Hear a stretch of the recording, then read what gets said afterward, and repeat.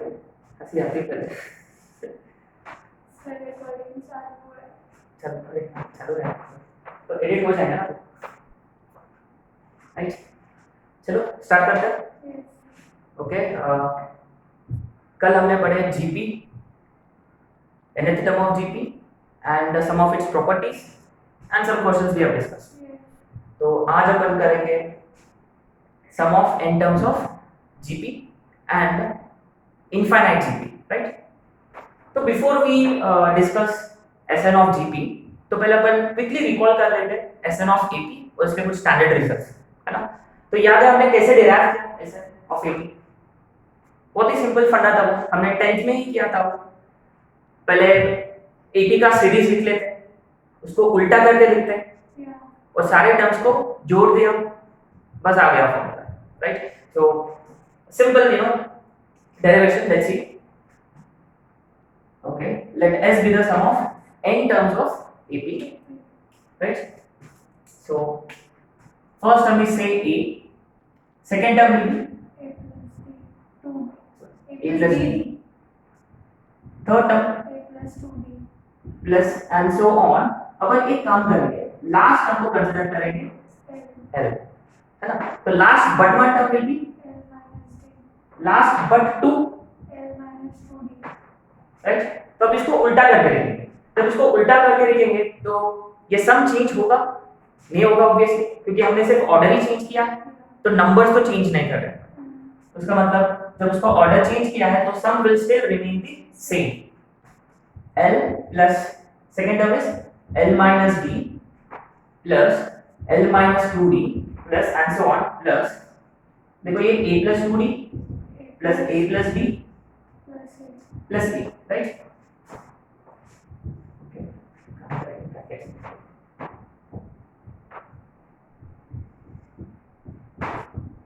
सही है। तो ऑब्वियसली लुक एट LHS, अगर इन दोनों को ऐड किया तो S plus S 2S is equal to, तो करस्पॉन्डिंग टर्म्स को ऐड कर रहे हैं अपन, so A plus N, what about this, इनका सम देखो plus D minus D get cancel, again इनका भी sum plus and so on A plus N plus A plus N plus again, तो obviously let's understand we are trying to find sum of first n terms, है ना। तो एक काम करके इसको लिख देंगे ऐसे, ठीक है ना। तो अगर इसमें n टर्म्स है तो इसमें भी n टर्म्स है, and remember we have clubbed two terms to get one term. उसका मतलब अगर इसमें n टर्म्स है, इसमें n टर्म्स है, तो इसमें भी n टर्म्स ही होना चाहिए, है ना। तो क्योंकि हमने सिर्फ करस्पॉन्डिंग टर्म्स को ही ऐड किया है, तो इसका मतलब number of terms will not change. अगर इसमें n टर्म्स है, each term is a plus n, उसका मतलब अपन सिंपली इसको लिख सकते हैं n times a plus n, ये हो गया 2Sn, therefore Sn is equal to n by 2 into a plus l, but l का मतलब last term which is nth term which can be written as, तो ये हो जाएगा 2a, सही है, n minus 1 into सिंपल सा डेरिवेशन, ठीक है। और हमने ये भी डिस्कस किया था sum of first n natural numbers 1 2 3 4 and so on n, right. और हमने ये भी डिस्कस किया था sum of first n odd natural numbers, first of sum of first n even natural numbers. जैसे कि अगर वो सीरीज रहा 1 plus 2 plus 3 plus 4 plus and so on plus, तो ये हो गया नेचुरल नंबर्स, और ये एपी में है ऑब्वियसली कॉमन डिफरेंस बनता है। अगर इसका फॉर्मूला डिराइव किया तो ये आएगा n into n plus 1 by 2, सही है। Next 1 plus 3 plus 5 plus 7 plus and so on, ये देखो ये ऑड नेचुरल नंबर्स है, and remember odd natural numbers का nth टर्म होता है 2n minus 1, करेक्ट। ओके, तो इसका सम जो है वो है सिंपली n स्क्वायर, और sum of first n even natural numbers 2 4 6 plus and so on plus even natural numbers का nth टर्म होता है। तो इसका फॉर्मूला बहुत ही सिंपल है, इसमें से देखो 2 कॉमन लो, अगर 2 कॉमन लेंगे हर एक टर्म में से तो आएगा 2 times 1 plus 2 plus 3 plus and so on plus n, और इसका फॉर्मूला तो आपको पता है n into n plus 1 by 2, the final answer is n into n plus, है ना। तो ये बहुत इंपॉर्टेंट फॉर्मूले हैं, ठीक है। तो ये सब हमने डिस्कस किया था एपी के वक्त, ठीक है। तो आज अपन करेंगे sum of n terms of GP, right. तो याद करो जीपी के टर्म्स कैसे लिखते हैं जीपी के, ar square and so on। nth term is a into r raised to n minus 1, है ना। तो पहले ओके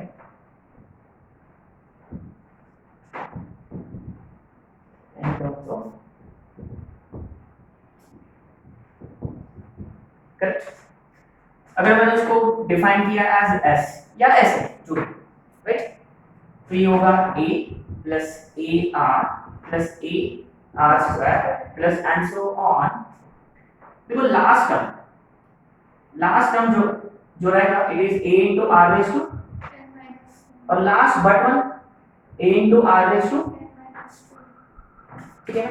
तो इसका डेरिवेशन जो है वो उतना इंपॉर्टेंट नहीं है एनीवे, लेकिन उसका जो फंडा है यानी जो लॉजिक अप्लाई करके अपन डेराइव करने वाले हैं दैट इज वेरी इंपॉर्टेंट। वो कहाँ यूज होगा, एजीपी के वक्त यूज होगा, एजीपी और इनफाइनाइट एजीपी, है ना। एजीपी एक्चुअली क्या होता है वगैरह वगैरह अपन शायद से कल पढ़ेंगे। तो इसका सिंपल सा लॉजिक है, logic is very simple here. तो इसके जो टर्म्स है ना, हर एक टर्म एक फिक्स नंबर से मल्टीप्लाई होते जा रहे हैं, है ना। व्हाट इज दैट, r, है ना। हर एक टर्म देखो r से मल्टीप्लाई होते जा रहे हैं। तो इसका लॉजिक ये है कि पूरा सीरीज को जिस नंबर से मल्टीप्लाई होते जा रहा है उसी से मल्टीप्लाई करने का, and we shift all the terms by one place towards right.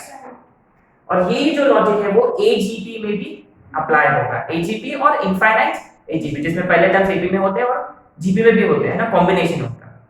तो लॉजिक है बहुत ही सिंपल है, जो नंबर से मल्टीप्लाई होते जा रहा है उसी नंबर से अपने को मल्टीप्लाई करने का, और ऑल टर्म्स हर एक टर्म को शिफ्ट करेंगे towards right bye one place, right. तो इधर कॉमन रेशियो है r, सही है। तो उससे मल्टीप्लाई करेंगे पूरा सीरीज को, यानी ये हो जाएगा r टाइम्स ऐसे, सही है। ये देखो इसको r से मल्टीप्लाई किया हमने, तो ये होगा a into r। तो अब अपन इसको इसके नीचे नहीं लिखेंगे, उसके साइड में लिखेंगे, है ना। तो a into r, इसको हमने r से मल्टीप्लाई किया, तो ये क्या होगा ar स्क्वायर। ये इसका टर्म इधर आ जाएगा, है ना, एंड सो ऑन, प्लस इसका टर्म इधर आएगा, सही है। a into r raised to, plus इसका टर्म इधर आएगा, है ना, इसका राइट में आएगा, यानी a into r raised to, सही है। तो ऑब्वियसली ठीक है, हमने वो फिक्स नंबर से मल्टीप्लाई किया पूरा सीरीज को, और एक प्लेस हमने राइट साइड में शिफ्ट कर दिया। अभी तो ऑब्वियसली पता चल रहा है को ऐड करें कि सब्ट्रैक्ट करें। ये देखो सब्ट्रैक्ट करेंगे ऑब्वियसली, है ना। एपी में हमने ऐड किया है, इधर अपन सब्ट्रैक्ट करना है, देखो बीच के सारे टर्म्स कैंसिल हो जाएंगे, है ना। तो उसका मतलब देखो इसका साइन नेगेटिव हो जाएगा, सही है। तो ये होगा sn minus r times sn। देखो ये सारे कैंसिल, ये बचेगा a, देखिए ये सब कैंसिल हो गया। अब देखो सही है, क्योंकि रिमेंबर ये इन सबका देखो साइन चेंज हो चुका है, माइनस, इसे देखो ये सब कैंसिल हो गया, ठीक है ना। तो ये बचेगा minus ar raised to n। तो अगर राइट हैंड साइड अगर हमने a कॉमन लिया तो ये आएगा 1 minus r raised to n। LHS में sn कॉमन लिया तो 1 minus r into sn। तो a times 1 minus r raised to n upon 1 minus simple derivation है। एक्चुअली ये derivation itself is not that important, लेकिन इसका जो लॉजिक है, जो फंडा है वो काफी इंपॉर्टेंट है। तो कॉमन रेशियो से मल्टीप्लाई करने का पूरी सीरीज को, और एक टर्म राइट साइड में शिफ्ट करने का, सिंपली उनको सब्ट्रैक्ट करना है, राइट। एंड मोरओवर इसमें देखो कई फॉर्मूले हैं इस तरह के, और एक्चुअली हर एक फॉर्मूला एक ही होता है, बस वो डिपेंड करेगा कि वो r कैसा है। तो r जैसे कि 1 से बड़ा है तो यही फॉर्मूला अप्लाई करेंगे, लेकिन उसका बस नामकरण अलग होता है ना, तो sign change, right. So basically Sn, so what are all the formula of Sn? Sn is equal to a into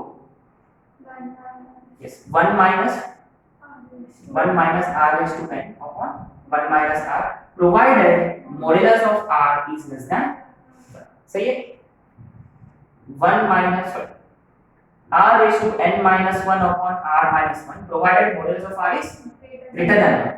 तो आपने नोटिस किया 1 और -1 हमने इंक्लूड नहीं किया है इधर, है ना, ग्रेटर लेस देन का मतलब 1 इज नॉट इंक्लूडेड हियर। ये देखिए अगर r का वैल्यू 1 हो गया तो कैसे जीपी होगा वो, कांस्टेंट जीपी, सही है, यानी a पहला टर्म a, दूसरा टर्म भी a, तीसरा टर्म भी, nth टर्म भी, तो उसका एसएन का कोई फॉर्मूला की जरूरत ही नहीं है। एंड अगर r1 हो गया उसका मतलब all terms are a's and how many a's are there, exactly, so final answer is simply n times a। अगर r का value -1 then what if r is equal to -1, r is equal to -1 then what will, let's understand। अगर r negative हो गया उसका मतलब हमको पता है जब कॉमन रेशियो नेगेटिव होता है terms are going to be alternatively positive and negative.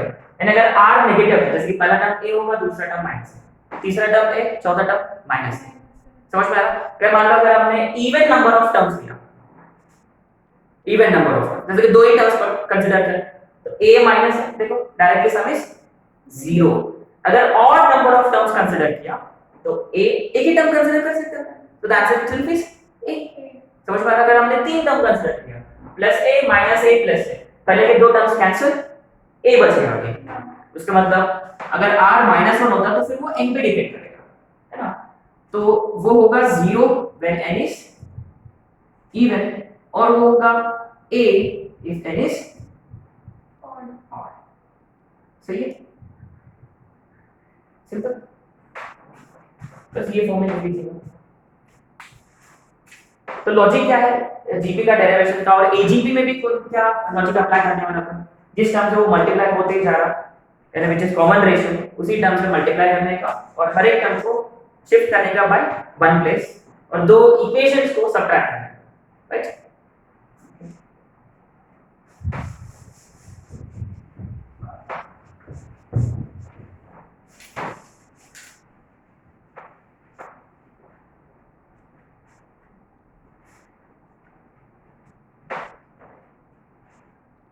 अगर हमने पहला केस कंसीडर किया जिसमें modulus of r is less than,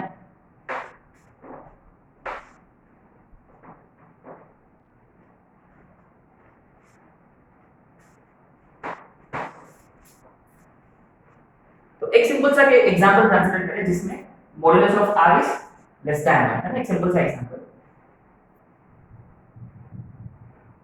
अगर हमने इसे पहला टर्म कंसीडर किया से 1, से common ratio is 1/2 which is less than, है ना, तो दूसरा टर्म रहेगा 1/2 into 1/2 into 1/2 1/16 and so on। तो शायद से आपने नोटिस किया कि टर्म्स का जो वैल्यू है वो बढ़ते जा रहा कि घटते जा रहा, डिक्रीज हो रहा है। उसका मतलब जो आगे के जो टर्म्स रहेंगे उसका जो सम है वो ऑलमोस्ट नेग्लिजिबल है। एंड अगर ये जीपी में अगर इनफाइनाइट टर्म्स भी होता तो उसका सम एक्चुअली डिफाइंड होता है, समझ में आया? अगर कोई दूसरा एग्जांपल कंसीडर किया जैसे कि सेकंड केस वाला एग्जांपल जिसमें modulus of r is greater than, यानी अगर पहला टर्म 1 है लेकिन अभी कॉमन रेशियो 2 कंसीडर करें, 1 2 next term will B 4 into 2 8 16 and so on। देखो अगर इस जीपी में अगर इनफाइनाइट टर्म्स होते तो उनका सम एक्चुअली नेग्लिजिबल नहीं है, actually the some is increasing. उसका मतलब इस जीपी का अपन सम फाइंड नहीं कर सकते अगर इसमें इनफाइनाइट टर्म होता, लेकिन इस जीपी का सम अपन फाइंड कर सकते even though there are infinite terms, क्योंकि आगे के जो टर्म्स हैं वो नेग्लिजिबल है, राइट। तो such a GP whose common ratio satisfies this condition which is modulus of r is less than 1, such a gp is called as infinite gp and its sum actually exists because modulus of r is less than 1। so ये वाला formula भी discuss कर लेते हैं then एक साथ में questions करते हैं, ठीक है।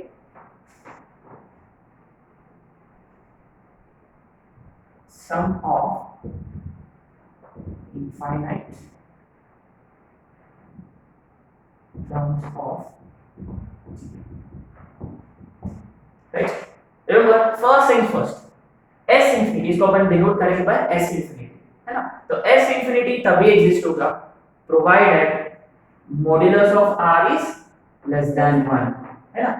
इसका मतलब होता है r should be less than 1 at the same time greater than, -1 and remember r cannot be equal to 0 0, remember है ना, वो नॉन जीरो नंबर होना चाहिए, है ना। फाइन, तो फिर ये वाला फॉर्मूला मॉडिफाई कैसे होगा, है ना। तो n की जगह देखो मैं लिख दिया इंफिनिटी, है ना, क्योंकि सिर्फ n टर्म्स नहीं है, इनफाइनाइट टर्म्स है ना। तो a वैसे के वैसे। अब देखो अपन बात करेंगे इसके बारे में, r रेज़ टू n के बारे में, है ना। when n tends to infinity, when n tends to infinity, r raise to n actually tends to 0, है ना, हमने यहाँ डिस्कस किया है ना, 1/16, नेक्स्ट टर्म would be 1/32, अगर मान लो r रेज़ टू 10 हो गया 1/1024 हो जाएगा, right, which is very much negligible, इसका मतलब सिंपली this will approach 0, इसका मतलब ये वाला फॉर्मूला रिड्यूस होगा as a by 1 - 1 simple, right. ये देखिए, अगर अपने को सम ऑफ n टर्म्स फाइंड करना होता, राइट, तो पहले अपने को n पता होना चाहिए कि कितने टर्म्स का सम फाइंड कर रहे हैं, एंड मोरओवर अपने को gp पता होना चाहिए। when I say gp, at least we need to know first term and common ratio, ठीक है। अगर अपने को s इंफिनिटी फाइंड करना होता, बस अपने को फर्स्ट टर्म और कॉमन रेशियो पता होना चाहिए। And moreover what type of question do they ask based on this, actually आपने नोटिस किया होगा इस फॉर्मूले में, देखो there are 3 unknown quantities, s infinity, first term and common ratio, right. तो इन तीनों में से you will be given any two and you will be asked to find the third one, right. जैसे कि ये देखो ये gp दिया हुआ है, इसका सम निकालो इनफाइनाइट टर्म्स, मिल जाएगा अपने पास a है, r है, s इंफिनिटी मिल जाएगा। कभी कभी होता है कि first term will be given, sum infinite terms का sum will also be given, और अपने को फाइंड करना होता r, या s इंफिनिटी और r पता होगा और अपने को फाइंड करना होता a, ठीक है ना, राइट। तो पहले you know let's start with some simple questions, है ना, इसके कुछ शॉर्टकट ट्रिक्स भी है, राइट। चलो okay, first question write down, find the sum of infinite terms of gp, find the sum of infinite terms of gp, 1/4, 1/16, 1/64, 1/256 and so on। इसमें infinite terms है और इसका सम फाइंड करना है। तो पहले बात ये कि s इंफिनिटी एग्जिस्ट होगा क्या, वो किस पे डिपेंड करेगा, r पे डिपेंड करेगा, और r की वैल्यू है 1/4, सही है। तो a का वैल्यू पता है which is 1/4, and what about r, this upon this 1/4, तो देखो s इंफिनिटी फाइंड करना है, तो a by 1 minus r which is equal to 1/4 upon 3/4, answer is simply 1/4। तो did you notice something here, आपने कुछ नोटिस किया, look at the final answer, how is this related to first, उससे बड़ा है, और rather s इंफिनिटी अगर आपने को फाइंड करना है और अपना gp अगर ये वाला फॉर्मेट में होता, the simple trick is the final answer will be 1 upon 4 minus 1 upon 3, let's understand, तो is it true, बट लेकिन उसके लिए देखो अपना gp जो है ये यही फॉर्मेट में होना चाहिए, say for example say 1/3, 1/3 square, 1/3 cube and so on, है ना, ये वाला फॉर्मेट में है, तो इसका फाइनल आंसर क्या आना चाहिए 1/2, तो वेरीफाई करें, तो इसका सम होना चाहिए a by 1 minus r, तो 1/3 4 divided by 2/3, क्या आंसर 1/2, अरे सैटिस्फाई हो रहा है, ये देखो, लेकिन ये शॉर्टकट ट्रिक तभी अप्लाई होगा provided it should be of this format. देखो फर्स्ट टर्म जो है it should be something like this, यानी 1/5, 1/5 square, 1/5 cube and so on, उसका answer will be 1/4, simple, right.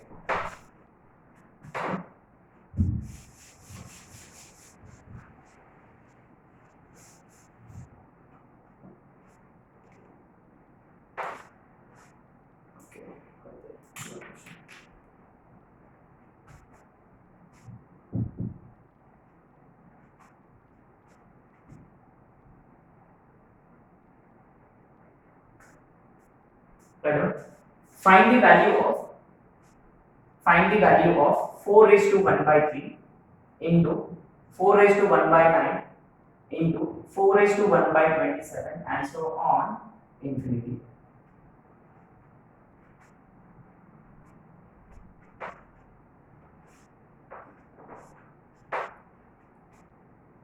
Okay ये सारे टर्म्स तो प्रोडक्ट में है, लेकिन अपने जो डिस्कस किया था वो तो सम का फॉर्मूला है, लेकिन आपने नोटिस किया एक्चुअली ये एक्सपोनेंशियल फॉर्म है Yeah.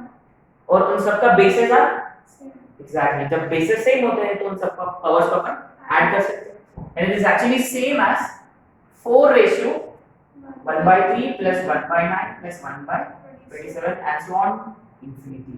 और शायद से अब आपने नोटिस किया होगा कि ऊपर वाला जो पार्ट है ये जीपी में है और उसमें कितने टर्म्स है, इनफाइनाइट टर्म्स है, और ये एग्जैक्टली देखो ये वाला फॉर्मेट है, नोटिस किया आपने 1 by 3 1 by 3 square 1 by 3 cube answer Answer is 2. Exactly good. तो ये ऊपर का आंसर आएगा 1 by 2 है ना, कैसे 1 by 3 minus 1 right, 1 by 3 minus 1, so final answer is simply good. Okay, next question number 3. Right on. If sum of infinite terms of GP is S, if sum of infinite terms of GP is S, and the first term is A, then find Sn, then find sum of first n terms of G, then find the sum of first n terms of G.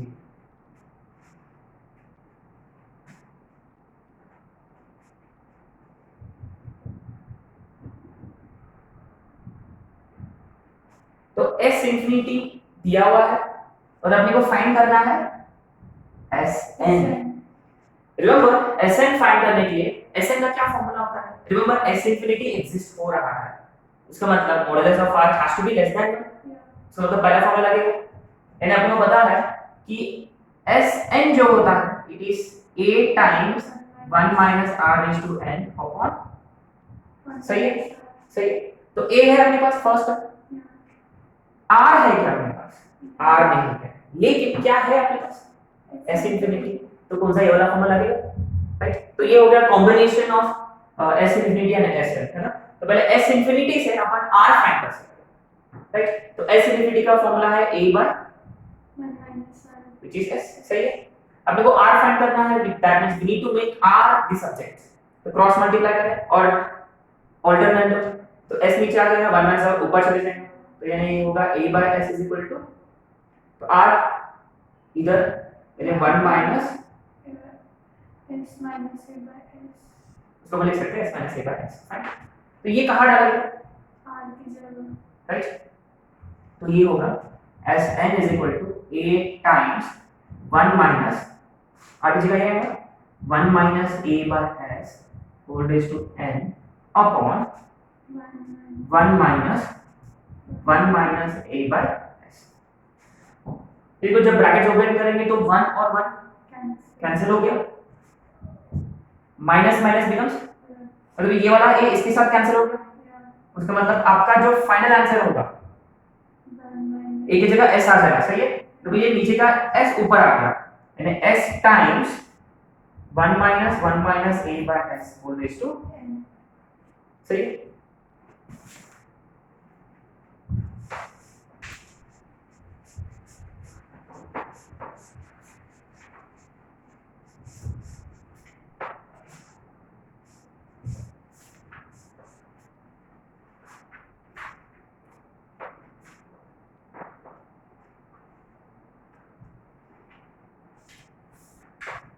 Okay. Next question. If sum of infinite terms of GP is 5, यानी S infinity दिया हुआ है, sum of infinite terms of GP is 5, then find the range of first term. Then find the range of first term. And then indirectly he is asking us to find the values of a, and a किस number से लेकर किस number के बीच में values लेगा है ना, यानी is asking us to find a belongs to which integer. सही है, तो रिमेंबर s इंफिनिटी एग्जिस्ट हो रहा है, उसका मतलब the first thing Mod of r is less than 1 यानी r should lie between, minus 1 and 1 सही है, और s इंफिनिटी का क्या फॉर्मूला है, a by 1 minus 1 is 5, right. तो अपने को फाइंड क्या करना है, a की वैल्यूज, तो a को सब्जेक्ट करेंगे यानी a is equal to 5 times, 1 minus इसको ओपन किया तो ये हो जाएगा 5 माइनस, 5 r सही है।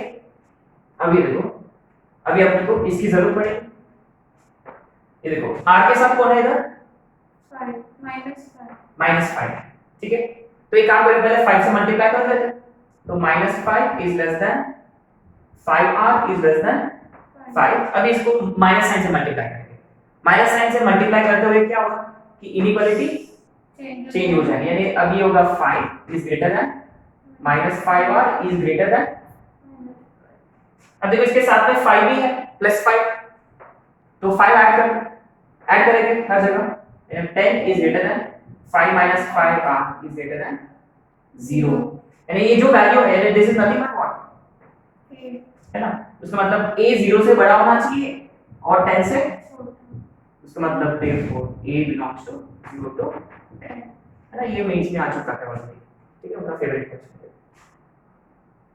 तो देखो s infinity is given to us और a की वैल्यूज फाइंड करना था, तो हमने किसका इस्तेमाल किया, हमने कौन सा कंडीशन का यूज किया है कि मॉडल लेस देन,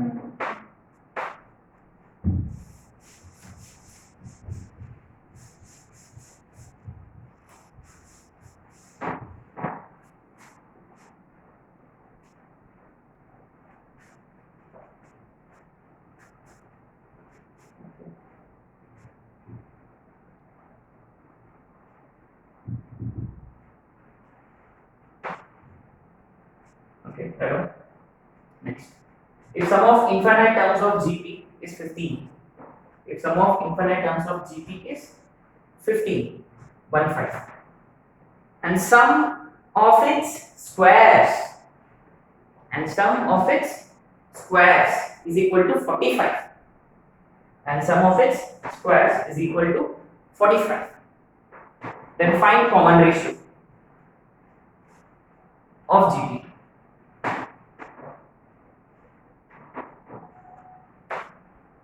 क्या दे रखा है, s infinity which is equal to 15 and sum of its squares, ये देखो, तो इनफाइनाइट जीपी के टर्म्स कैसे दिखते हैं, a ar plus ar square and so on, सही है, तो जो जीपी फॉर्म होगा इनको स्क्वायर करने से वो वाला जीपी कैसे दिखेगा, a स्क्वायर, गुड, दूसरा टर्म यानी उसको अपन लिख सकते हैं a स्क्वायर, और तीसरा term a square r raise to 4 and so on, अगर इसमें इनफाइनाइट टर्म्स है तो इसमें भी infinite उसका मतलब ये वाला जो जीपी है ये भी इनफाइनाइट जीपी ही है, तो इसका जो सम है ये दिया हुआ है ना, तो s इंफिनिटी का स्क्वायर इस ये वाला सम 45 है ना, ओके, तो पहले ये वाला कंडीशन अप्लाई करें, तो s infinity is a by which is equal to 15, सही है, एक कंडीशन तो आएगा, तो from here what is first term, a square upon 1 minus, good, है ना, इस ये वाला जीपी का जो देखो कॉमन रेशियो जो है a2 upon a1 is r square which is equal to, ये हो गया आपका कंडीशन नंबर 2। अब देखो फाइंड क्या करना है, फाइंड करना है r, सही है, तो r फाइंड करने के लिए एलिमिनेट किसको करना है, अपने को a को करना है, तो एक काम कर सकते हैं, इसको स्क्वायर करके इसमें सब्स्टिट्यूट करो, सिंपल बात है, तो इसको स्क्वायर करेंगे यानी a square upon 1 minus r का 15 का स्क्वायर, इसका मतलब therefore a स्क्वायर हो जाएगा 225 into 1 माइनस r का, ये हटा देते हैं, राइट, a स्क्वायर की जगह ये होगा 225 into 1 माइनस r का। आपने ये नोटिस किया होगा 1 माइनस r स्क्वायर को अपन फैक्टराइज कर सकते हैं, 1 minus r into 1 plus r which is equal to 45, तो ये 1 माइनस r कैंसिल हो गया, 45 how many times? 5. 5 is 5 into 1 minus r, right? 5 minus is equal to देखो 1, right? ये होगा 1 plus r, and 5 minus 1 4 is equal to 6 r.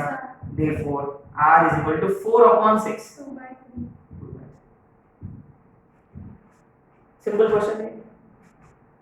तो recent के question आया था मेंस में, जिसमें उन्होंने जीपी बनाया था by cubing the terms of given GP, है ना? तो आपको अपना शीट में, राइट, वो आपको कर चलाना है।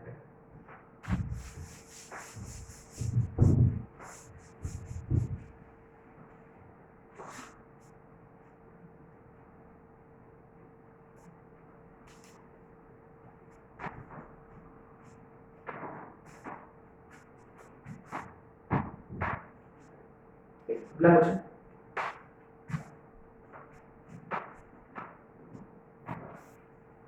ये बहुत ही अच्छा question. The side of an equilateral triangle is 24 centimeters. Side of an equilateral triangle is 24 centimeters.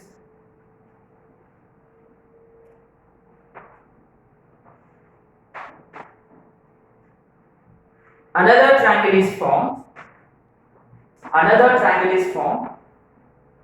by joining its midpoints. Another triangle is formed by joining its midpoints. Then वो क्या है बेसिकली, एक इक्विलैटरल ट्रायंगल ड्रॉ कर लेते हैं जिसकी side दी होगी, and each side is how much? 24 centimetre. सही है। अगर एक साइड 24 है तो ऑल साइड शुड बी 24। तो अभी क्या किया उन्होंने, एक और ट्रायंगल बनाया उन्होंने। How? Bye joining it's mid points. सही है। And this process continuous infinite times, and this process continues infinite times.